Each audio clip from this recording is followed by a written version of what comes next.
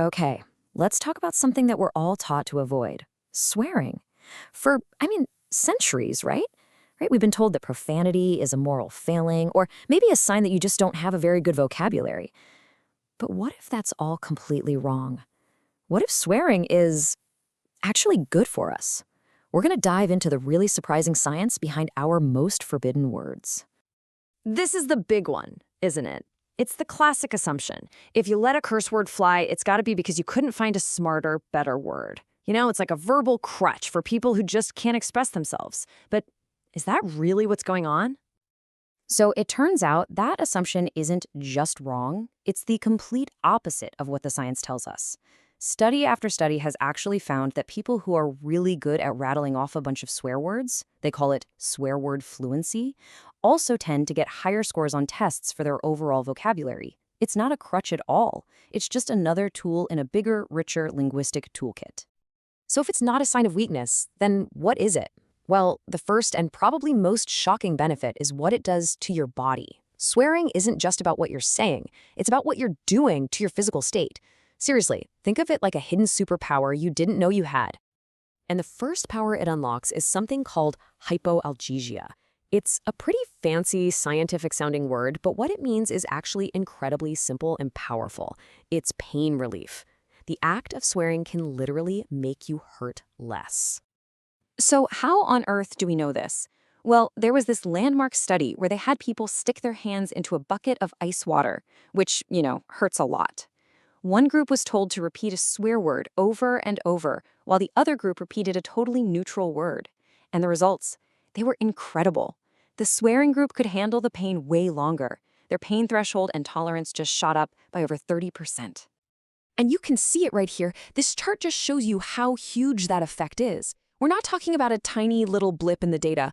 A 1/3 increase in your ability to tolerate pain is a massive physiological reaction, and it's triggered by nothing more than saying a word you're not supposed to say. Okay, so this is the crucial part. Where does this power come from? Researchers were curious, so they had people try using made-up swear words, silly things like fouch or twizpipe. And you know what happened? Nothing. The effect was completely gone. So the magic isn't in the letters or the sound of the word. It's in the fact that it's taboo. That forbidden nature triggers our fight or flight response and just floods our system with natural painkillers. And it's not just about pain. Swearing has what's called an ergogenic effect, which is just a fancy way of saying it can literally make you stronger. It boosts your power in things like cycling or grip strength tests. It also acts as this amazing stress relief valve, a process called lallochesia that helps us handle intense emotions without totally losing it. So we've seen what it does to the body, but what about the mind? Well, its role might be most important in our own development, starting right from a child's very first act of verbal rebelling. Swearing is a totally normal part of growing up. A little one-year-old might just be echoing sounds they hear, but they learn fast that certain words get a huge reaction. And so it evolves from just testing boundaries to expressing big emotions and eventually to carving out an identity that's separate from their parents. Just imagine what that's like for a little kid. You're in a world run by giants and you feel pretty powerless.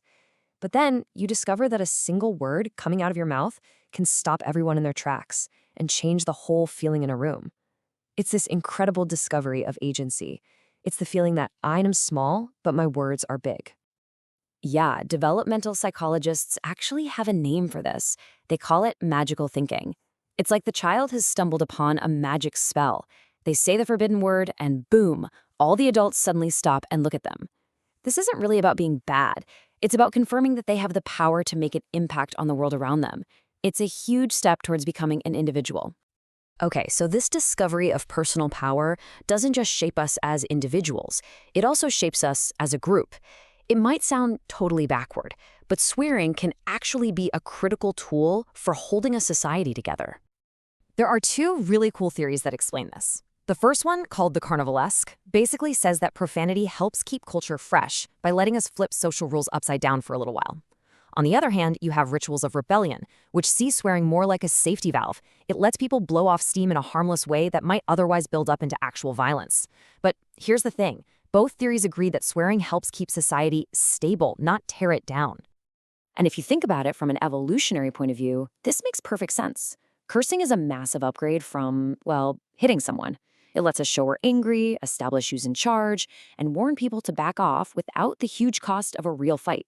No broken bones, no lost resources. It's a symbolic threat. It's really the difference between a dog biting an intruder and just barking really, really loudly. The bark gets the message across with almost zero risk. So this brings us to our final and maybe the most surprising point of all. In a world of carefully curated social media and polite small talk, a good swear word can be a powerful signal of something we all desperately want: authenticity. And check this out. The actual data here is wild. A major study found a really consistent link between using profanity and being honest. On an individual level, people who swore more were less likely to lie. And get this, at a societal level, the US states where people swore the most also had higher scores for government integrity. So why? Why would that be true? Well, the thinking behind it is pretty straightforward. Lying takes a ton of brain power, right? You have to make up a story, remember all the details, and actively suppress the truth. Swearing, on the other hand, is usually a gut reaction. It's a spontaneous burst from the older, more automatic parts of our brain. It basically signals that the person isn't filtering their words, which, paradoxically, makes them seem more trustworthy. Ultimately, the act of swearing connects to something really, really human. The philosopher Albert Camus famously wrote, "I rebel, therefore we exist." That act of rebellion, of saying no to a situation, is how we assert our dignity and our humanity. And a curse word, that's often the smallest, fastest, most immediate form of that rebellion. It's a refusal to just politely accept the world as it is. And so that leaves us with one last, pretty important question to think about.